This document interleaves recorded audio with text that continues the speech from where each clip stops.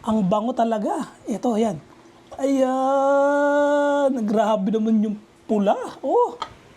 Eto, napamukbang tuloy tayo. Ayan. Meron kasi ako dumating na dito ng sukang pula ng Eduardo's. Eto, ang sukang pula ng Eduardo's. Tignan mo naman yung pagkasili niya. Grabe, hindi talaga tinipid. Talagang sobrang sa sili. Napakaanghang talaga nito siguro, no? Ngayon ko palang matitikman to dahil kadarating lang nito kahapon. At talagang pinaghandaan ko. Nag-ihaw ako ng Adidas. Ito ang aking Adidas.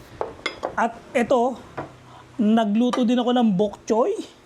So, syempre, meron tayong chicharon. Ayan, dahil lang dito kay Eduardo's. Ayan. Lagi kasi lumalabas to sa aking FYP. So, nanakam ako, parang ang sarap-sarap ng suka. Sukang pula. So, ayan. Kanina pa ako naglalaway. Kakain na ako. Syempre, may kanin tayo. Sana natin ng Eduardo's. Grabe naman, kailangan nating i-shake, shake. O, di ba? Daw makikita mo yung ganda nung nung suka kapag sinake mo. Ah, eto na. Ang bango. Ang bango.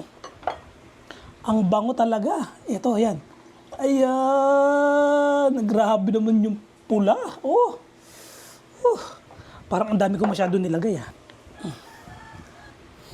Amoy pa lang. Nananakam na ako.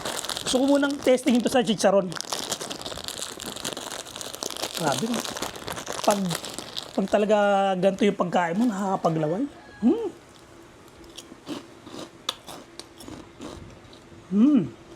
Masarap sa chicharon to, ah. Ang sarap, Eduardo's. So kung mahilig kayo sa suka, eto, tikman nyo ang suka ni Eduardo's, ang sukang pula ni Eduardo's. Ayan, at available yan sa Yellow Basket. Kakain muna ako. Masarap siya sa paa.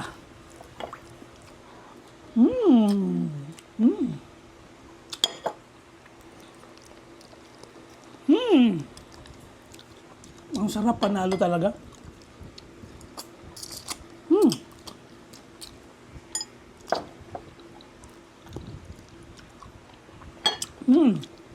At bochoy.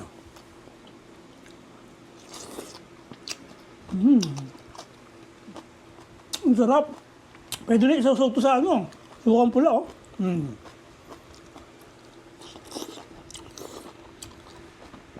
Pwede. Ang sarap.